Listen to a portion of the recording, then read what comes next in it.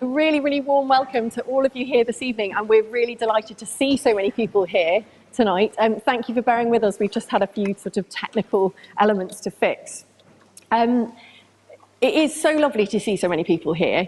My name's Megan. I am a local resident. I am an English teacher. I'm a mum, and also a long-standing member of the Extinction Rebellion Oxford Talks and Engagement Group, and I'll be sort of facilitating the evening tonight and furiously multitasking, so forgive me for referring to my notes from time to time. Just before we get started with the plan for the evening, just to let you know that this event is now being Facebook page.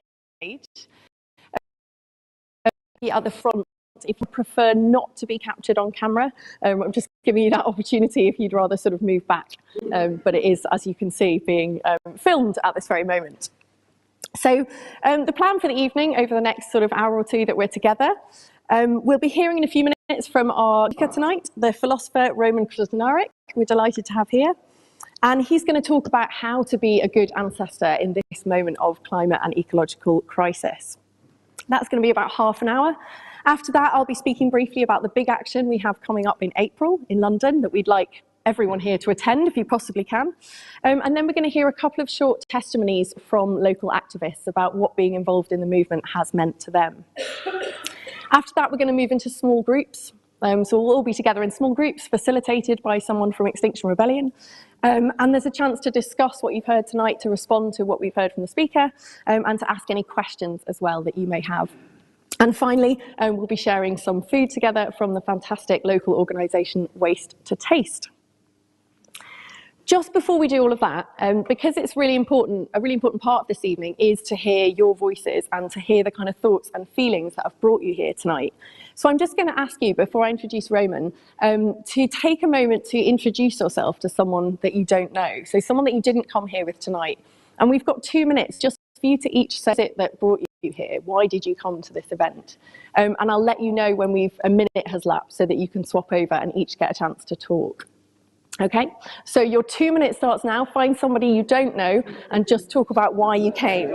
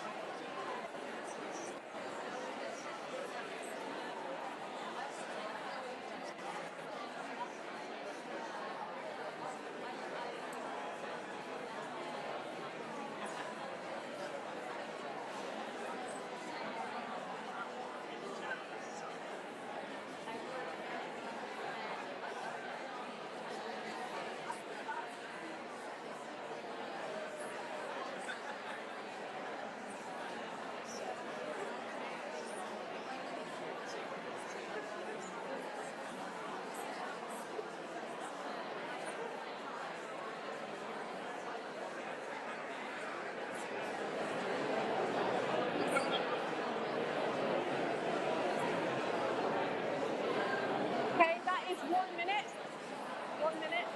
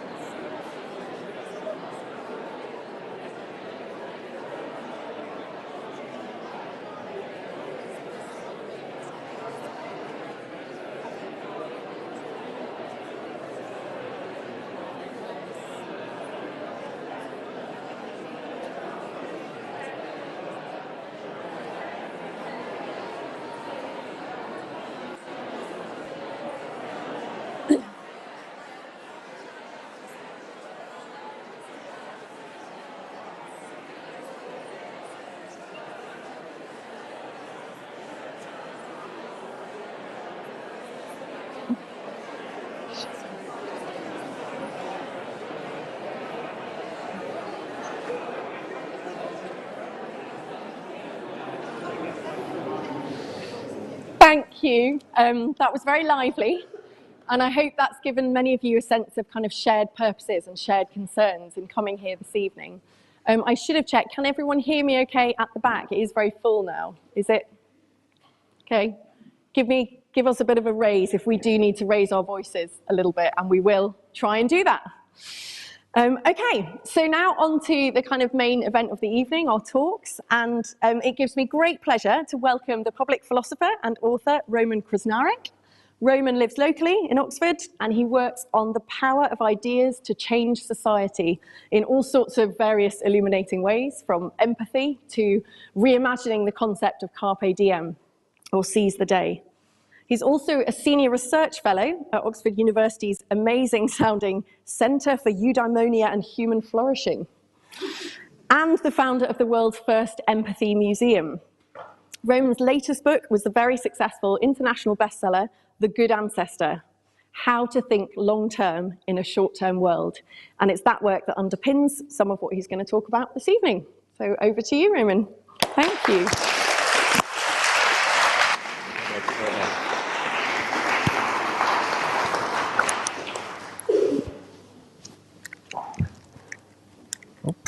Hello to you all. Hello. A few years ago, at the time of the last UK general election, my partner and I decided to give our twins, who had just turned 11, an unusual birthday present.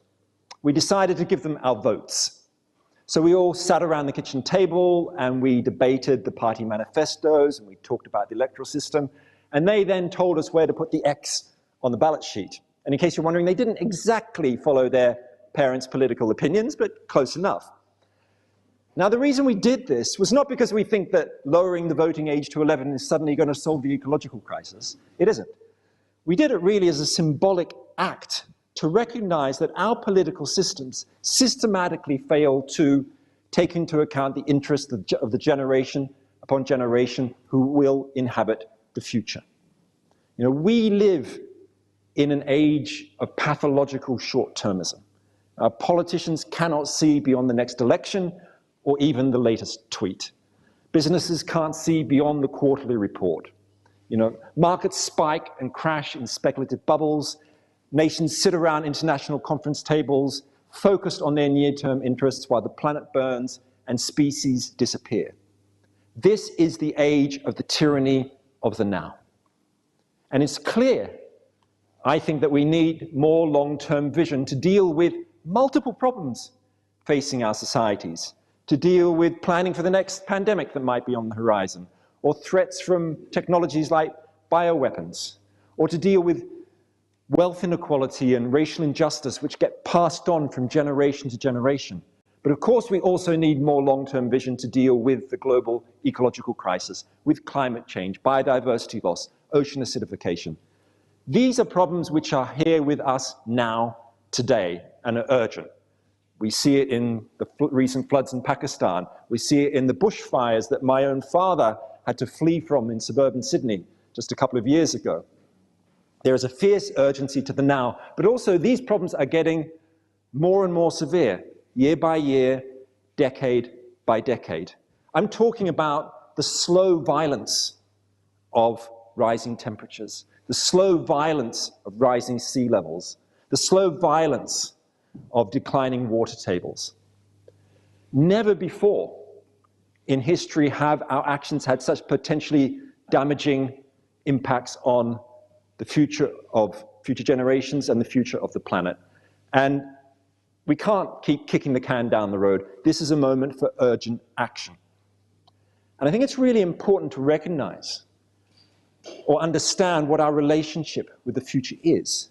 I believe that humankind, particularly those of us living in the wealthy countries of the global north, I believe we have colonized the future.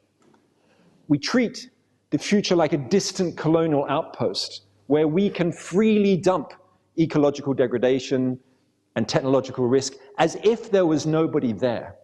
And, you know, I'm Australian, so I'm often thinking about colonial relationships, and all of this is a bit like the way that Britain, when Britain colonized Australia in the 18th and 19th century, they drew on a legal doctrine now known as terra nullius, nobody's land. So they treated the continent as if there were no people there. Of course there were people there. The indigenous population was there. And just as the struggles against terra nullius still go on in terms of indigenous land rights struggles. We now have a struggle against tempus nullius, nobody's time. We treat the future like there is nobody there. And the tragedy, of course, is that all those future generations have no stake in our current system. They have no voice. They can do nothing about this pillaging of their inheritance. They can't throw themselves in front of the king's horse like a suffragette. You know, they can't stage a sit-in like a civil rights activist. They can't go on a salt march to defy their colonial oppressors like Mahatma Gandhi. They don't have political rights or representation. They don't have influence in the marketplace. I'm going to go, but I've got one thing to say. Where is your proof about climate change? Why would David Bellamy shut down? And how many Bill Gates? How much did you get from Bill Gates? I would take that as a comment rather than a question. People are going to die. Someone's going to die. I had to leave my job because of your climate crap. And you're blaspheming your crap. You're a humanist. You know you're a Christian and you live in the church. You made me feel sick. Let me get lost. Say this. I know I've seen it all. The grace and memory of child and things like that. And on the top of his head, saying, "Hey, I've seen it all. Fucking crap. A lot of it." So I think it's really important to grasp the scale of this injustice, and that is a difficult thing to do. I mean, over the next 2 centuries alone, tens of billions of people will be born.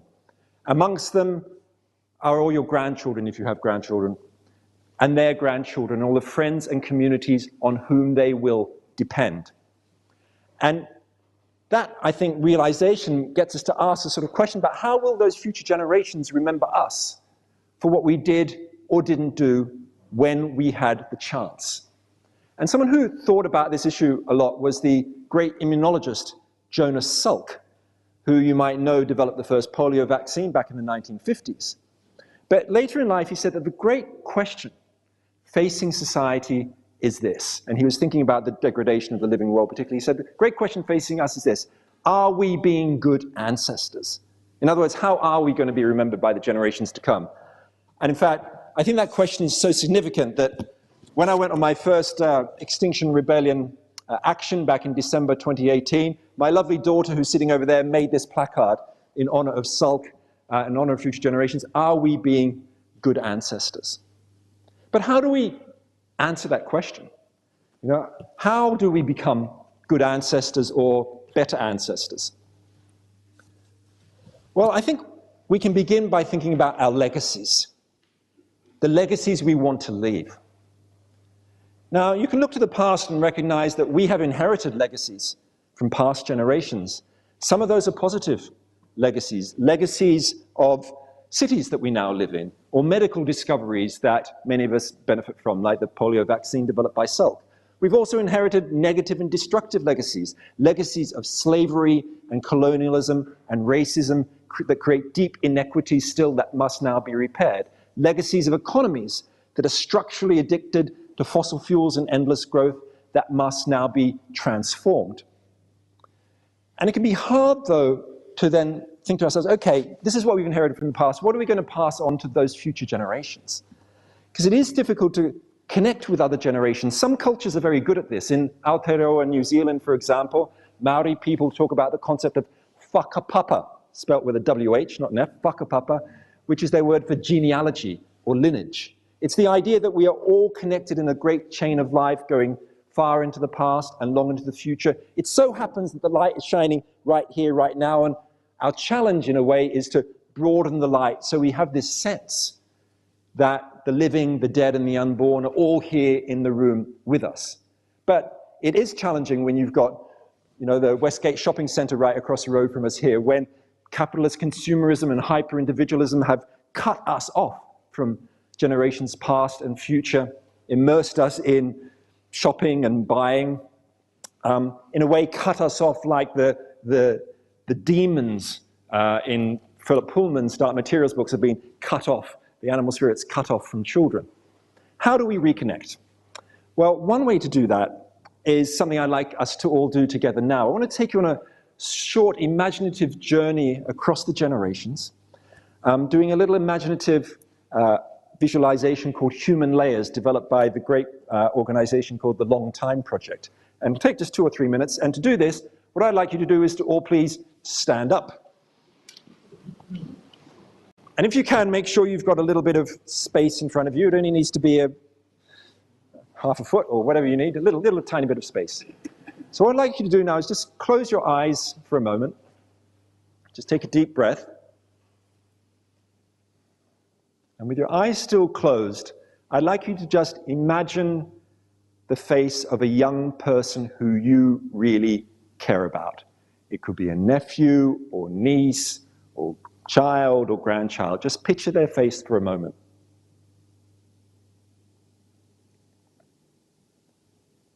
And now I'd just like you to take a small step forward, tiny step forward, still with your eyes closed. You've now traveled 30 years into the future. So I'd like you now to imagine the face of that young person now 30 years from today. Think about what they look like. Think about the joys in their life.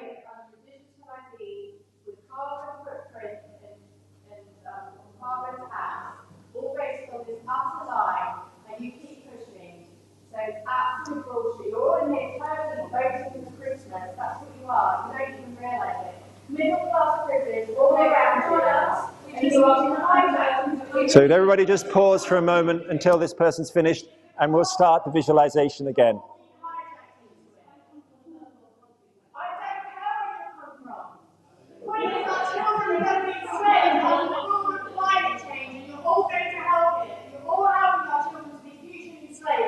They're going to use it to enslave you. Climate change is a rich man's trick, and that's all it is. You're all ignorant. I'm learning. Do some research. Everybody in this room. Do some research. You're all being lied to. Wish we were. If only we were. So let's start that again, shall we?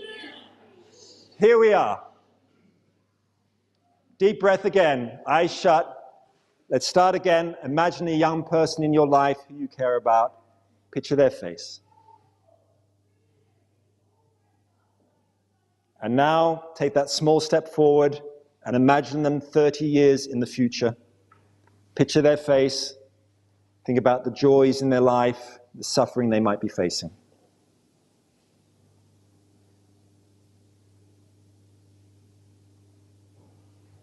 And now take a final step forward with your eyes still closed. It's now their 90th birthday party. They're 90 years old and surrounded by family and friends and loved ones and neighbors and work colleagues. Just go and have a look out the window. What kind of world do you see out there?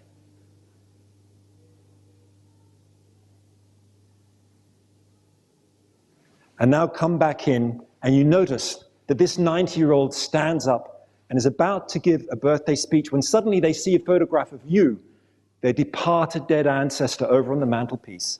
And they decide instead to tell the gathered room about something that you did to be a good ancestor, some positive legacy that you left for their generation. Just think for a moment now, with your eyes still closed, about something they said, what they said about you.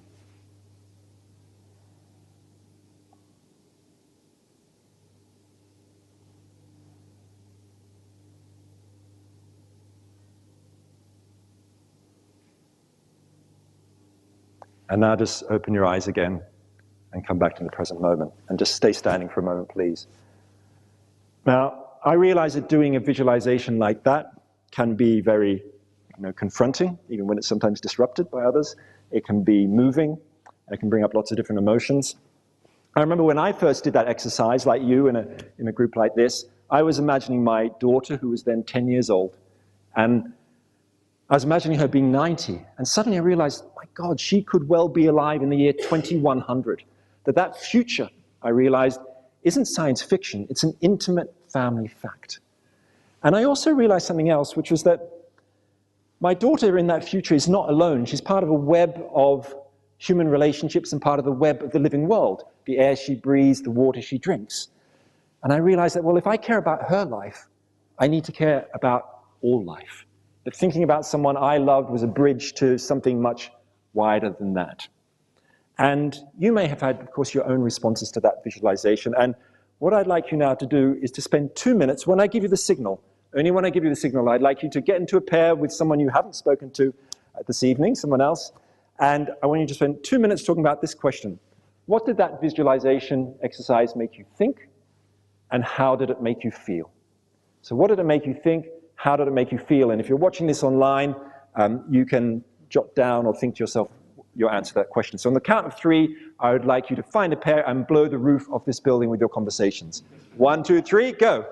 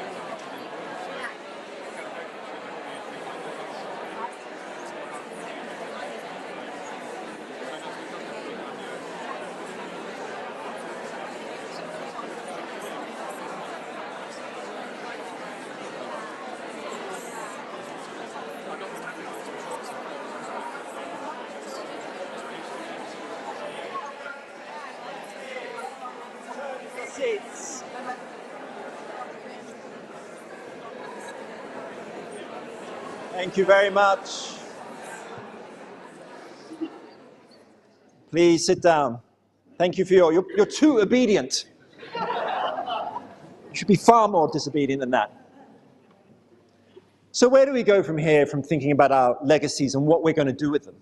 Well, we need to recognize the scale of the challenge of escaping from the fossil fuel economy that's dominated the last 300 years. We need to recognize that, well, since 1992, at the time of the Rio Earth Summit, how much do you think CO2 emissions have gone down since then, since 1992? They haven't. Right, they've more than doubled. They've gone up year on year on year, except for tiny blips after the 2008 financial crash and due to COVID. In fact, more CO2 has been emitted since 1992 than in all human history. And if we want to stay below 1.5 degrees of heating, what do we need to do? We need to reduce carbon emissions around 10% every year until 2040, every single year. And to give you a sense of the scale of that, well, in 2020, when the world economy had basically come to a halt, no airplanes flying, businesses shut, restaurants shut, schools shut, CO2 emissions went down 6.4%. So we've got to do more than that every single year for nearly 2 decades. I think one of the places to start with that gargantuan challenge is to think about our political systems. How do we redesign our politics? How do we design out the short-termism from it? Because, you can have all the great carbon reduction targets that you like, but if your politics is still caught in those short-term cycles, you're not going to get very far. And I'm very inspired by a grassroots citizen organization in Japan called Future Design. And what Future Design does is they're directly inspired by the Native American idea of seventh generation decision making, so making decisions looking 7 generations ahead. And what they do is they invite local people, like yourselves, to community and town meetings to discuss and draw up plans for the towns and cities where they live. And they typically divide them into 2 groups. Half of them are told that they are residents from the present day, and the other half are given these beautiful ceremonial robes to wear. And I've got one here from the small town of Yahaba, northern Japan, population 30,000. The other half are given these robes to wear and told to imagine themselves as being residents from the year 2060. And it turns out that the residents from 2060 systematically advocate for far more transformative and radical plans for their towns and cities than the other group do, than the residents from the present day, whether it's about action on climate change or on other issues like an aging population or dealing with the problems of automation. And in fact, future design is now spreading throughout Japan. It's being used in big cities like Kyoto, in the Ministry of Finance, by progressive businesses, and so on. And it's a form, actually, of citizens' assembly. And you may know about citizens' assembly, this old ancient Greek idea, which has had a fantastic revival over the last 10 or 15 years, where random selections of citizens from a town or a city or a region or a nation are brought together, making sure that they're diverse in terms of social background and gender and age, and they come and discuss key policy issues. I was recently taking part in a citizens' assembly in Ireland. That's their first ever citizens' assembly on biodiversity loss. There were 99 people from across the country. It was one of the most diverse groups I'd ever spoken to. I was a little bit skeptical at first because I thought this is quite a technical, difficult subject, because there's all these EU laws about biodiversity that the group had to get their heads around. But within a few hours, they were asking incredibly penetrating and important questions to the experts and policymakers up on the stage, and of course talking a lot amongst themselves. And this was just one example of a citizens' assembly. In fact, since 2010, there have been more than 250 citizens' assemblies in Western countries, around a quarter of them on climate change. And as you may well know, Extinction Rebellion is calling for, one of their key demands is a citizens' assembly on climate and ecological justice, to map out a plan for where we should go by here, and a citizens' assembly with real power. And I absolutely stand and support that demand. It is time to let go of the old, dying, decrepit system of representative democracy, which was not designed for our era. It was designed for another age in the 18th century. We need something different, and we need more citizen participation. But the second key XR demand, which I also stand by, is to stop public investment in the fossil fuel industry of all kinds, particularly granting new oil and gas licenses. And the reason that's so important, well, the reason the way I think about it is in relation to the company Shell. Well, let me just say something about Shell.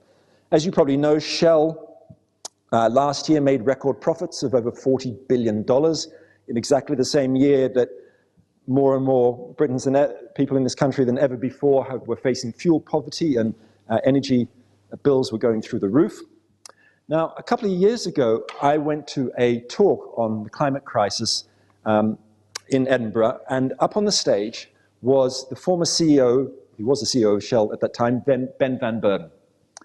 And he's a great speaker. He's slick. He's been doing it for 38 years, he was talking about how Shell is making such great strides to become a carbon neutral, net zero carbon company by 2050, and they're moving towards renewables and so on. And when he's finished speaking, there was somebody else on the stage, a brilliant young climate justice activist called Lauren MacDonald, and she stood up and pointed out the hypocrisy of what Ben van Beurden was saying. She pointed out how, she said to him, look, if you and your company care so much about the climate crisis, why is it that Shell is lobbying the government as we speak for new oil and gas licenses in the North Sea? Why is it, as we speak, that Shell is appealing against a Dutch court ruling to reduce your carbon emissions? And he then stood up and spoke, and he said, well, we need to recognize the importance of the climate challenge, but we need to go slowly, he said. We need to do this gradually. Shell provides tens of thousands of jobs for people around the world. If we moved too quickly, the company would implode with huge consequences. And then he also said, we need to keep selling oil and gas for the moment in order to earn the money so we have enough investment funds to fund our investment in renewables. I mean, he really said that. And as he spoke, I suddenly had this realization. I've come across arguments like this before. 200 years ago, in the 1820s, slave plantation owners were making exactly the same arguments, that we need to move gradually. They recognized, just like Shell recognizes there's a climate problem, the slave plantation owners said, we recognize that slavery is morally questionable, morally wrong, but we can't end it too quickly. We need to do it over several decades because, well, the economy is so dependent on slavery, isn't it? And, you know, the slaves, if we gave them freedom, they wouldn't know how to use it. They're not educated and civilized enough. There are these extraordinary parallels between these two cases. And in fact, what happened, as you probably know, quite soon, Britain had an Abolition of Slavery Act in 1833. It wasn't perfect by any means. There were grotesque levels of reparations given to plantation owners for their so-called lost property, for instance. But it was a step forward, and it didn't happen because MPs like William Wilberforce benignly granted freedom to the 750,000 slaves being worked to death on sugar plantations in the Caribbean. No, it happened because of mass mobilization. Slave revolts in the Caribbean itself, particularly the Jamaica Slave Rebellion of 1831, but also mass mobilization here in the UK. Those two things pressured governments to bring about the Abolition of Slavery Act. And out of that, I think we see a lesson from history, in a way, which is that mass mobilization works, particularly nonviolent direct action, when everything else has been tried, when the regular political channels have been tried, when the legal channels have been tried. Popular protest makes a difference. We've seen that in the movement against slavery. We've seen it in the suffragettes movements for votes for women. We've seen it in the civil rights movement in the 1960s. We've seen it in the mass mobilization that helped bring down the Berlin Wall in 1989. And of course, XR has been very successful with this kind of nonviolent direct action too over the last few years, for example, by getting the parliament to declare a climate and ecological emergency. And I think it's really fascinating that most people get the importance of this kind of mobilization. You know, 2/3 of people in this country believe that it's totally legitimate to use nonviolent direct action in order to tackle the climate crisis and the wider environmental crisis.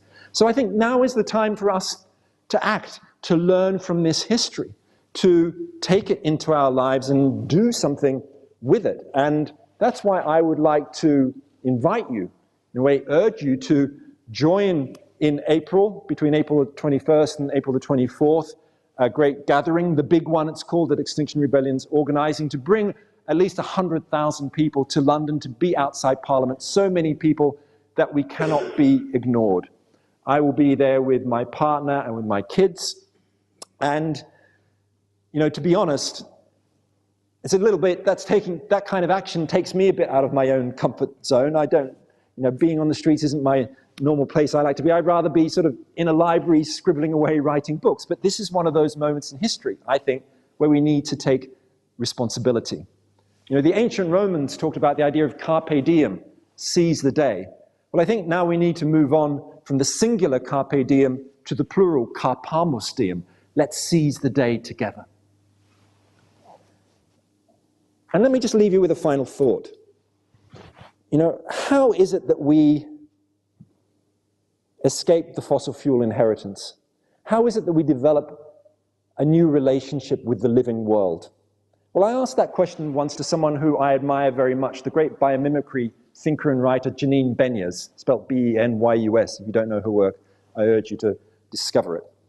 So I asked her, I said, how do we solve this impossible problem? How do we reconvene and reconnect with the earth? And she said this, she said, first thing is we need to learn from nature's 3.8 billion years of research and development. I said, well, what do you mean? She said, well, if you think about it, all living creatures, whether they're bats or beavers or birds, have worked something out. What they do is they're not going to be around 10,000 generations from now to look after their future offspring. What they've learned to do is to take care of the place that will take care of their offspring. In other words, they don't foul the nest. They've learned to live within the boundaries of the ecosystem in which they are embedded. And this is the opposite of what human beings do. Of course, we are always fouling the nest. That's what we've been doing for the last century. That's what the Great Acceleration is all about, all those upswinging curves of CO2 emissions and biodiversity loss and deforestation and so on. And when she said that, and she said, life creates conditions conducive to life, I thought, oh my God, now I understand. It was like a kind of moment of enlightenment, because I realized that to be a good ancestor is not just about thinking long term. It's not just about time, it's about place. It's about restoring and repairing and caring for the world that will take care of our offspring. It's about falling in love with rivers and meadows and with ice sheets and savannas. It's about living by the credo of the indigenous Mohawk people who say when a child is born, "Thank you, Earth, you know the way." And I believe if we live by that kind of ideal, we may well become the good ancestors that future generations deserve. Thank you very much.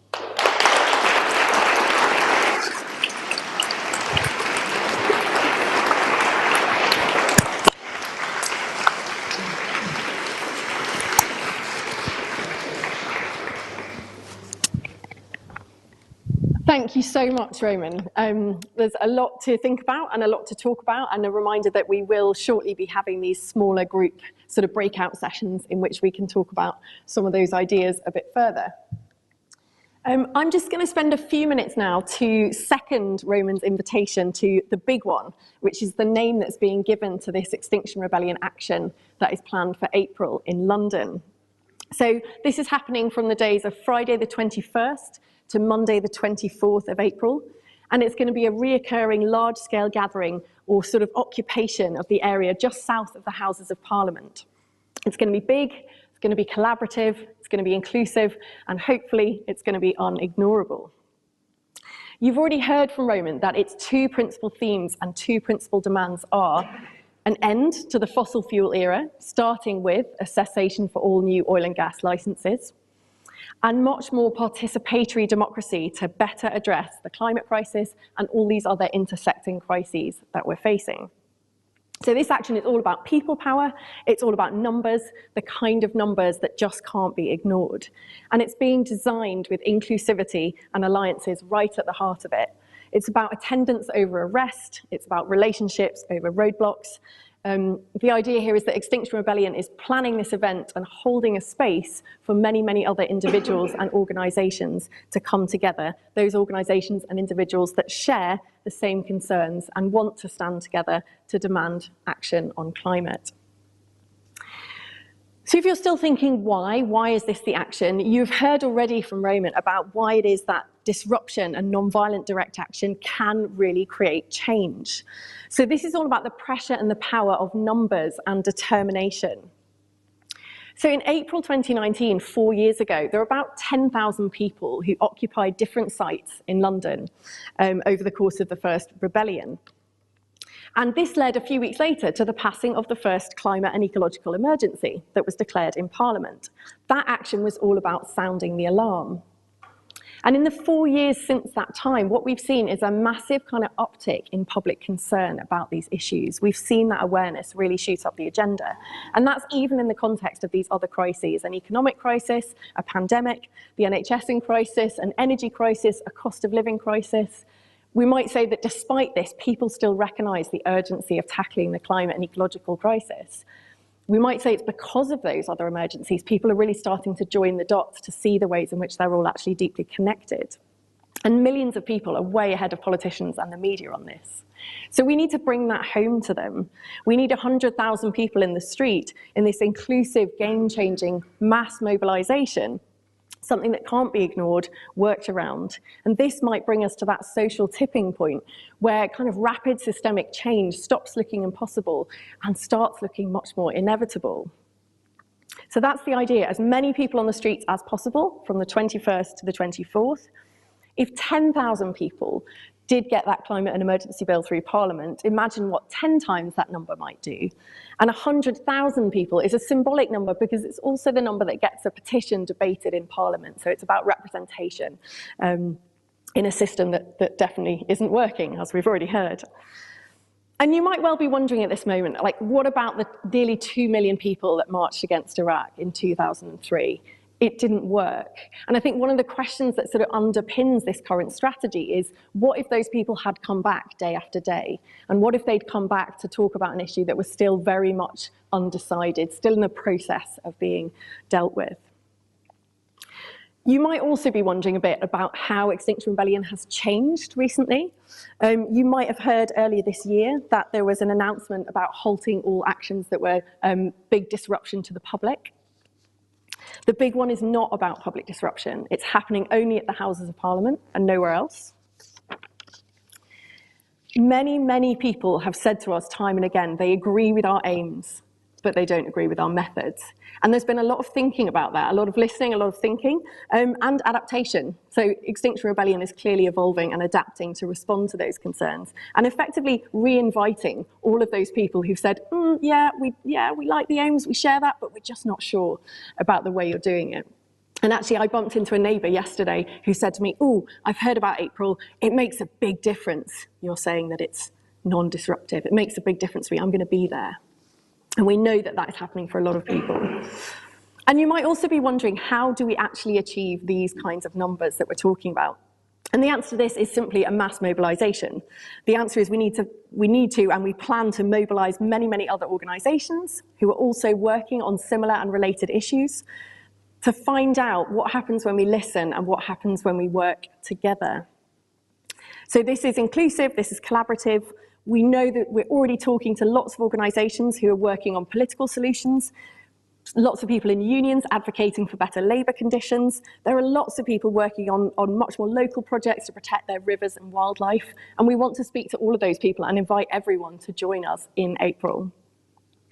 Most of what these people care about, most of what millions of people care about, is effectively the same. A livable future for our children, a fairer society, protection of the natural world on which we depend. So there are hundreds of conversations taking place around the country at local level, at a national level, and we're hoping soon to be able to announce many other organisations, social justice organisations, environmental organisations, labour organisations, who are going to commit to turning up at the big one. In terms of what it looks like in more detail, that's always evolving. That's always something that those of you who are familiar with Extinction Rebellion will know. These plans will always evolve as events get closer. So we'll be getting more and more details about what each day might look like. But we know that they're themed. We know that, for example, that Saturday the 22nd, which is Earth Day, will be focused on nature, biodiversity, and ecology. It's also the day of the mini London Marathon, and there's something very symbolic there about the fact that children will be running their mini marathon while we'll be advocating for their future at the same time. I think it's really important to know that the action is being designed in collaboration also with the police. It's being facilitated by the police over those 4 days. It will be safe. It will be inclusive. There are also extensive negotiations with the London Marathon team so that there won't be a clash with that. We also know now that the 4 days before the action are intended as a kind of planning and relationship building exercise. So there will be space in London for people to meet and to gather before that. And the 4 days afterwards will also be held as a space for people to debrief, to build those relationships they've made, and plan a little bit for the future, what happens after this, hopefully, successful, game-changing mobilisation. So what is needed from you? Hopefully, your body in the streets, your voice, a friend, 3 friends, 5 friends, any time that you can commit between the 21st and the 24th, or even bigger. And most importantly, your care for the living world and your refusal to accept injustice and inaction. That's what we want from all of you in April. Because people want change. We know that millions of people want change. And we know that there are social and emotional tipping points, and they happen when a critical mass of people get together and take action. So that is the big one. That's the tipping point that we're hoping for. And we really, really, really strongly invite all of you to join us there. And just before I finish, I want to say this isn't all about April either. Some of you may be thinking you can't go. Some of you may be thinking, I want to do more. And we'd love you tonight to commit to showing up outside Parliament on those dates. But we'd also love to invite you to consider being part of our local group here in Oxford.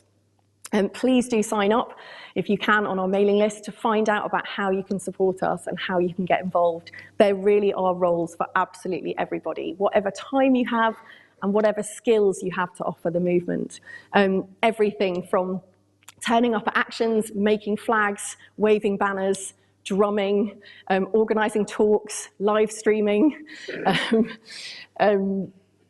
doing legal support. There are just a huge array of different roles and different activities that suit kind of everybody who cares and is prepared to get involved. And I'd ask you to really consider asking the welcome or the facilitator in your small group for more details if you have particular questions about how to get involved. They'll have lots more information. And so just before we kind of finish the talk section and we move to those small groups, I'd just like to hear from two local activists who are going to talk for a couple of minutes about what it has meant to them to become involved with the movement, what it has meant to them to take action on the climate and ecological crisis. So first we're going to hear from Christian and then Abba.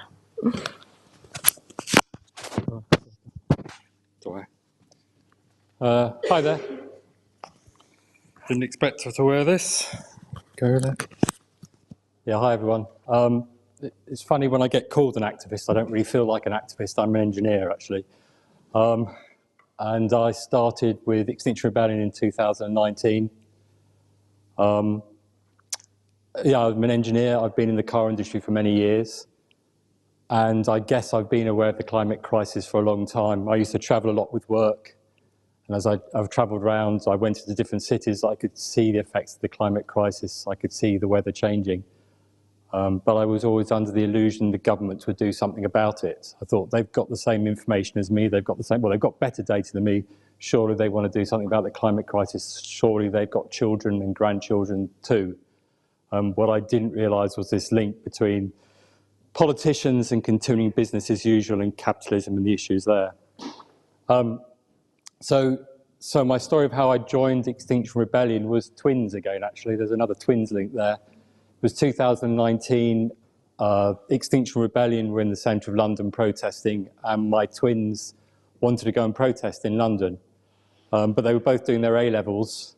My wife and I were both concerned that they should focus on their A-levels. So we ended up going into London instead of them and lying on the street for our children. And I have to say it was one of the best things we did.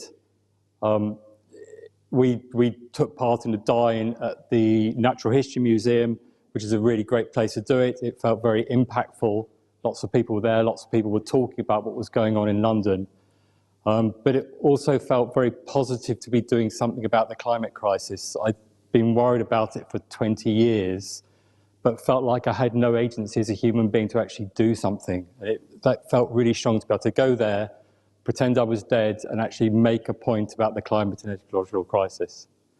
We came home after that, and I was sitting in the kitchen with my wife, talking about our children, talking about how, you do everything for your children. You teach them how to read and write, you teach them how to ride their bikes, all the normal stuff.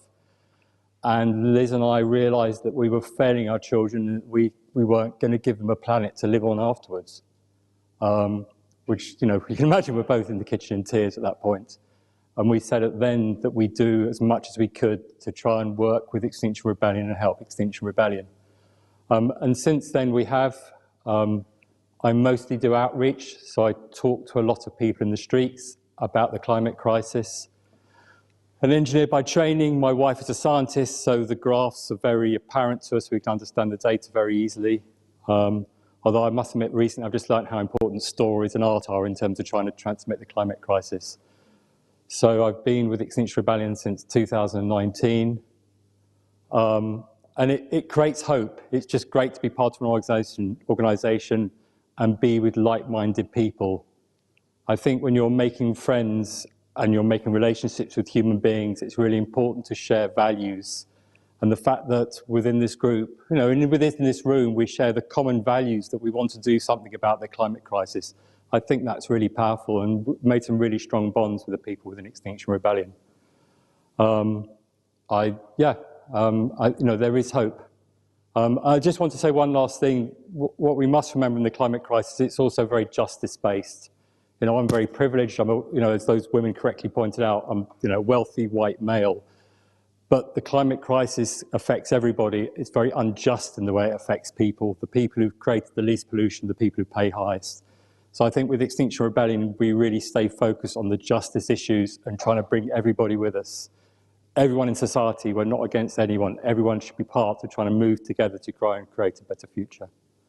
I'm sure I've forgotten lots of other stuff, but that's where I've got to. Thank you.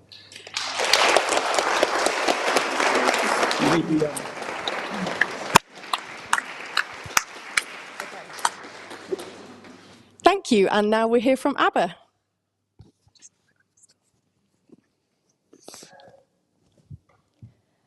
Hi, everyone. My name is Abha. I really hope that some members of the community who are hurting and who left, who had concerns about the climate crisis being an imaginary one and being only a middle-class problem, were here to hear me say something. It's a bit presumptuous, but I think they might have changed their mind if they heard about what the climate crisis looks like in the rest of the world. I'm from India. I've been there almost all my life, and I've been working in the development and human rights sector there. And I've been properly involved in the climate movement only after coming here in the UK. So I've been thinking from the vantage point of being here in UK, what the climate crisis looks like in India and my part of the world, and why it looks so different from what it looks like here. And to use a oftenly used metaphor of the elephant and the 5 blind people, right? So they are trying to describe the elephant to others, and one person says, oh, it feels like a long rope. Somebody says, oh, it feels like a barrel, or somebody says it feels like a tube or flappy sheets, right? So the climate crisis does look very different for different people living here and different people living around the world. And so I'm wondering, sitting here, what does this beast of climate crisis look like for people in the formerly colonized world, or the so-called developing world, or more euphemistically, the global south? And I thought it would be interesting to share my perspective on how I see it. And so let's just take a couple of examples to get a flavor of what the crisis looks like there.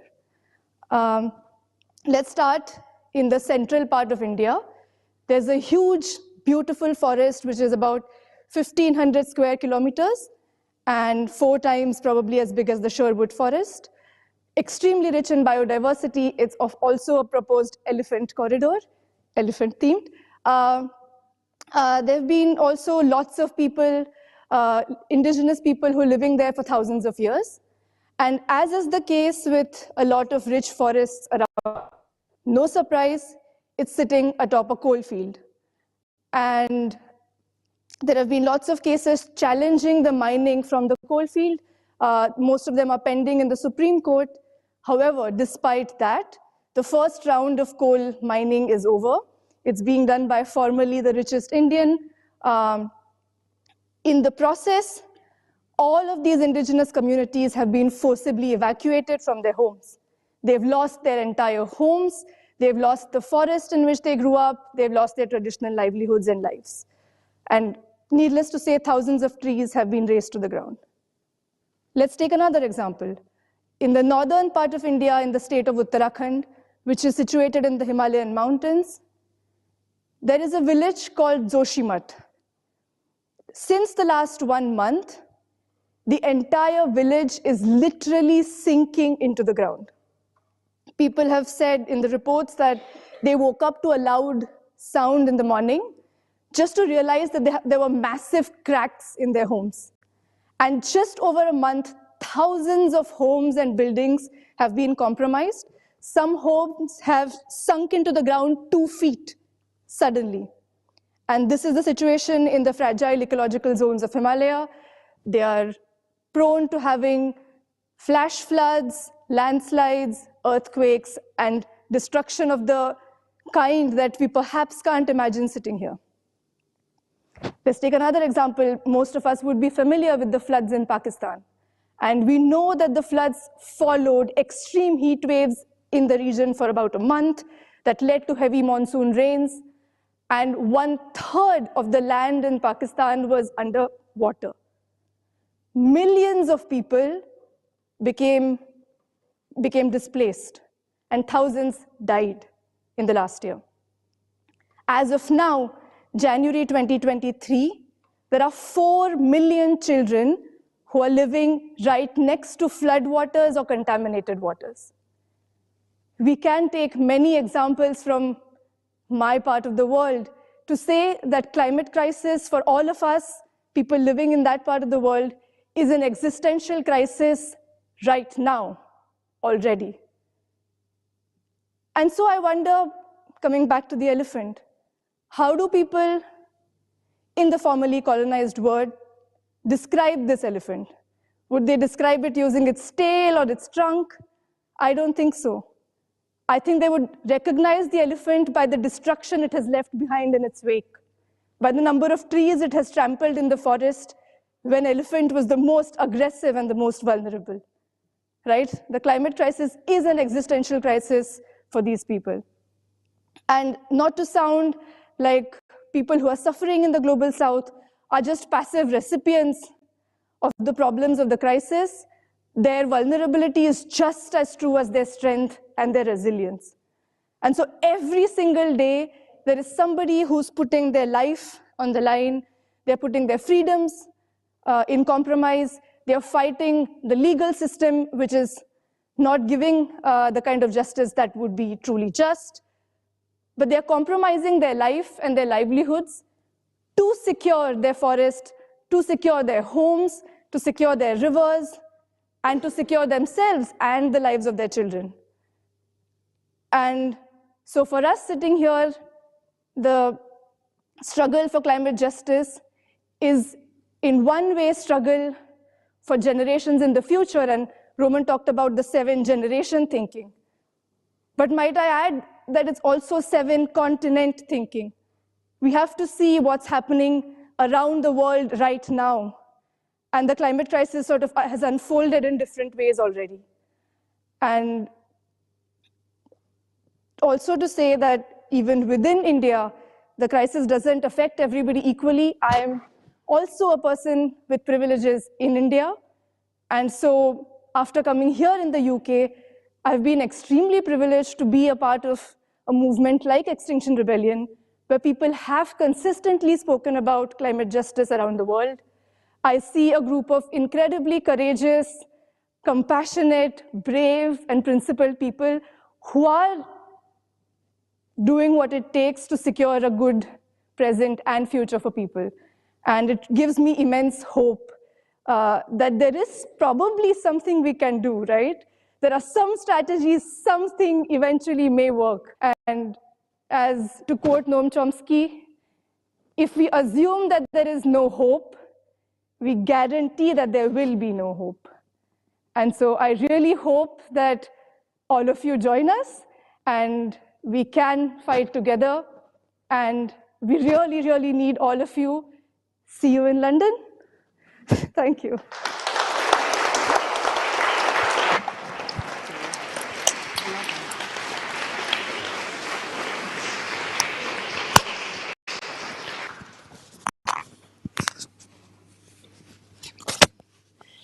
Thank you so much to both of you for making those very personal experiences incredibly present for us. We're now moving on to the bit of the evening where we get to break up into small groups. And you would think that being a teacher, I would be okay with this bit, but it's always the hardest bit. It should be very easy this evening because there's a system. So when you came in this evening, you got a name label, and your name label has a letter of the alphabet in the corner. And I hope that's true for everybody. So that's going to make it really, really easy for us in a moment to split up into small groups where you'll follow the letter and a particular person who's attached to that letter, a facilitator who's about to introduce themselves. So kind of navigate towards them, find a space where you can sit down together. And we've just got about 20 minutes now to invite you to talk about what you've heard, talk about what you've heard in those different talks, and to discuss any questions you might have either about April, about getting involved, or questions you might have for each other. So a chance to kind of get to know a few more people as well. So, here goes. Can I ask all the welcomers to just stand up and give us a wave as I read out the groups? Yep. Oh, bye, live stream. Thanks for being here. Okay, so group A, you are with Abby, who's at the back, waving.